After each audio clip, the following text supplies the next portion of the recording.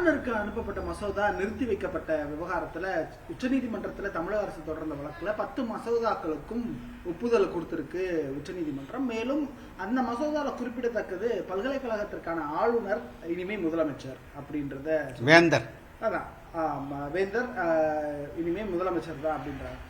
இப்போ நம்ம இதை எப்படி பார்க்கறது? அனைத்து இந்த அண்ணா திராவிட முன்னேற்ற கழகம் இதை எப்படி பார்க்கிறது இந்த உச்சநீதிமன்ற தீர்ப்பு?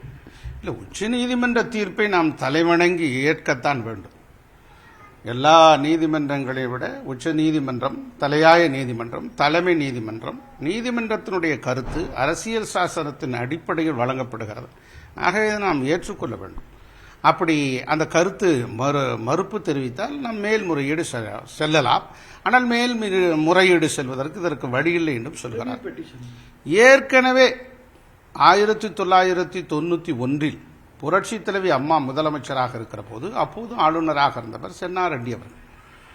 மேதக ஆளுநர் அவர்களுக்கும் முதலமைச்சருக்கும் கருத்து வேறுபாடுகள் ஏற்பட்ட நிலையில பல்வேறு இன்னல்கள் தொடர்ந்து ஒப்புதல் வழங்கப்படாமல் இருந்தது. அப்போது வேந்தர், அதாவது முதலமைச்சரே வேந்தராகலாம் என்கிற தீர்மானத்தை சட்டமன்றத்தில் கொண்டு வந்து நிறைவேற்றினார் புரட்சி தலைவி அம்மா. அப்போது எதிர்ப்பு தெரிவித்தவர்கள் தான் இதே திமுகவினர், காங்கிரசினர்.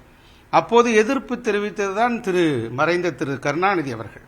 இப்போது அவர்கள் வேந்தராகிவிட்டார், முதலமைச்சரே வேந்தர் என்கிற இருமாப்பு எய்கிறார்கள். ஆக இவர்களுக்கு நடந்தால் நல்லது, மற்றவர்களுக்கு நடந்தால் அது சரியில்லை என்று சொல்கிற இரட்டை நாக்கு, இது கபட நாடகம். இந்த தன்மையைத்தான் தொடர்ந்து பின்பற்றி வருகிறார்கள். ஆக ஏற்கனவே எடப்பாடியார் அவர்கள் முதலமைச்சராக இருந்தபோது நீட் தேர்வுக்காக விலக்களிக்க வேண்டும் என்று தொடர்ந்து போராடி, அதற்கு பின்னர் சரி இதற்கு என்ன தீர்வு, இதற்கு 7.5% இடஒதுக்கீடு அரசு பள்ளி மாணவ மாணவிகளுக்கு வழங்கலாம் என்கிற அடிப்படையில் தீர்மானம் நிறைவேற்றி ஒரு ஞாயிற்றுக்கிழமை வேளையில் கூட அமைச்சரவை கூட்டத்தை கூட்டி தீர்மானம் நிறைவேற்றி தந்தார். அந்த தீர்மானத்தை கூட மேதக ஆளுநராக அப்போது இருந்த பன்வாரில் புரோஹித் அவர்கள் அனுமதிக்கவில்லை, ஒப்புதல் தரவில்லை. 6 மாதம் கிடப்பில் இருந்தது. 6 மாதத்துக்கு பிறகு முதலமைச்சரே அந்த அரசாணையை வெளியிட்டார். மேதக ஆளுநருடைய ஒப்புதல் கிடைக்கப் பெறவே இல்லை. அப்போதும் இவர்கள் என்ன செய்து கொண்டிருக்கிறார்கள்? 2 விதமான கருத்தை தான் திராவிட முன்னேற்ற கழகம் சொன்னது.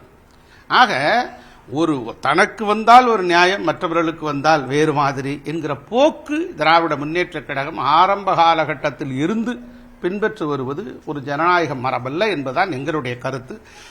தற்போது உச்சநீதிமன்றம் வழங்கி இருக்கக்கூடிய இந்த தீர்ப்பை ஏற்றுத்தான் ஆக வேண்டும், ஏற்கிறோம். நாளைக்கு நடக்கக்கூடிய அந்த நீட் விவகாரத்துக்கு அந்த சிறப்பு கூட்டத்தில் கூட அதிமுக புறக்கணிக்குது அப்படின்னு சொல்லி உங்க பொதுச் செயலாளர் சொல்லியிருக்கிறார்.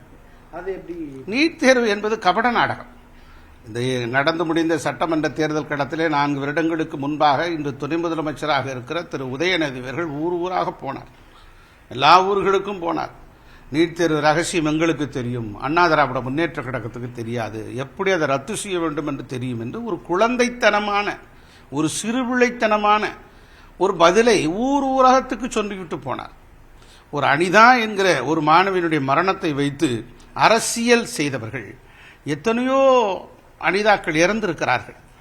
இது குறித்து என்ன இதுவரை பதில் சொல்லவில்லை, வாய் திறக்கவில்லை. வேறொரு பக்கம் திசை மாற்றி பழியை சொல்லிக் கொண்டிருக்கிறார்கள் மத்திய அரசு. ஆக இவைகளெல்லாம் தவறான போக்கு.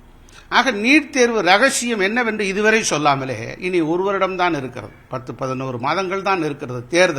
தேர்தல் வந்தால் நீட் தேர்வை ரத்து எங்கே செய்யவில்லை என்று மக்கள் கேட்பார்கள் என்பதற்கான ஒரு திராவிட முன்னேற்ற கழகம் நடத்துகிற நாடகம்தான் இந்த கூட்டம். ஆகவே அண்ணா திராவிட முன்னேற்ற கழகம் புறக்கணிக்கிறது.